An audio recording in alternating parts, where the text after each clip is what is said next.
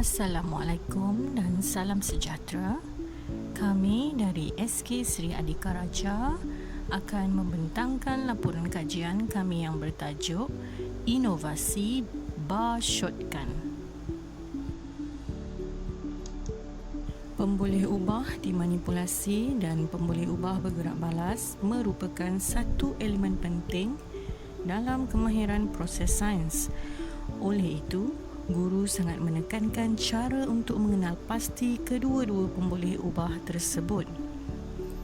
Inovasi bar shotgun tercetus apabila murid masih keliru untuk menjawab soalan pemboleh ubah dimanipulasi dan pemboleh ubah bergerak balas yang melibatkan carta palang, terutamanya murid yang masih berada di tahap lemah. Murid menjadi takut dan kurang berkeyakinan untuk menjawab soalan ini ketika latihan diberikan ataupun ketika menjawab soalan ujian.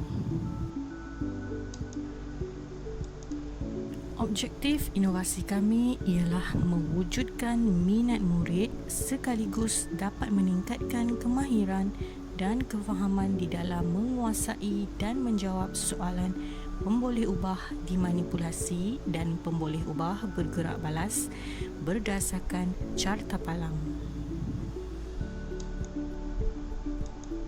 Kumpulan sasaran kami ialah murid sekolah rendah, iaitu murid tahap 2 yang berada di aras lemah dalam subjek sains.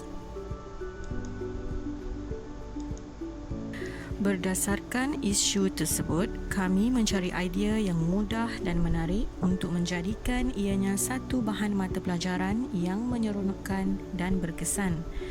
Caranya dengan membuka jari tangan kiri seperti pistol dan ibu jari dilabelkan sebagai pemboleh ubah bergerak balas (PG), manakala jari telunjuk dilabelkan sebagai pemboleh ubah dimanipulasi (PM). Berikut merupakan contoh untuk menjawab soalan dengan menggunakan kaedah bar shotgun. Mari kita cuba menjawab soalan.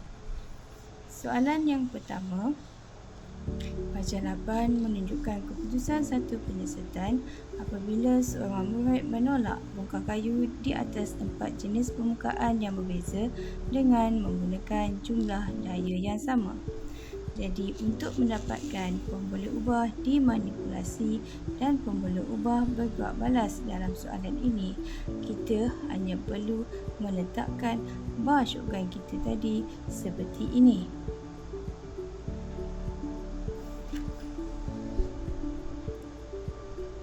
Seterusnya, kita boleh dapat bahawa PG ialah masa, manakala pemboleh ubah dimanipulasi pula ialah jenis permukaan. Kita cuba lagi satu soalan. Soalan yang kedua, sekumpulan pelajar membuat aktiviti menggunakan model kereta. Carta palang di bawah menunjukkan maklumat yang mereka perolehi. Jadi, untuk mendapatkan pemboleh ubah bergerak balas dan pemboleh ubah dimanipulasi, kita akan gunakan bar shotgun kita dengan meletakkannya seperti ini.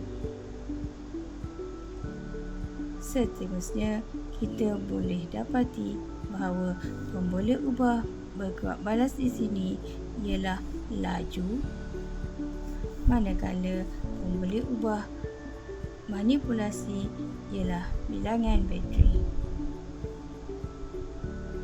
Diharap pelajar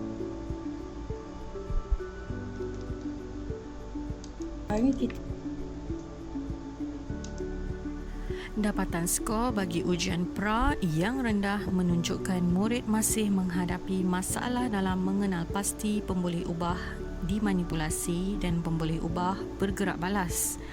Setelah kaedah bar shotgun diperkenalkan, keputusan soalan pasca lebih jelas menunjukkan peningkatan bagi setiap murid dalam menjawab soalan yang diberikan.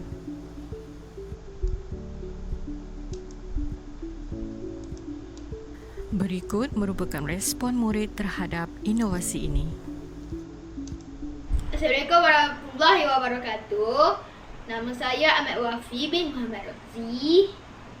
Kaedah bab shotgun yang diajar oleh cikgu sains saya mudah untuk mengenali PG dan PM dengan baik.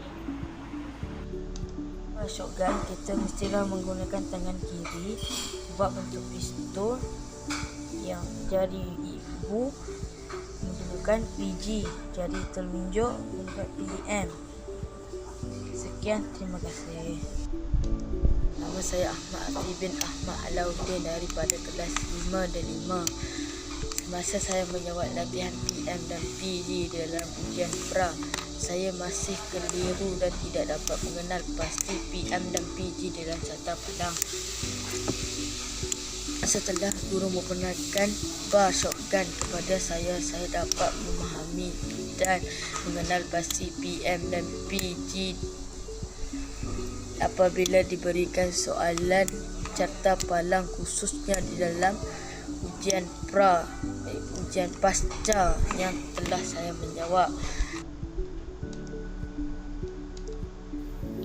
Ternyata inovasi bar shotgun dapat meningkatkan kemahiran murid dalam mengenal pasti pemboleh ubah dimanipulasi dan pemboleh ubah bergerak balas dalam carta palang.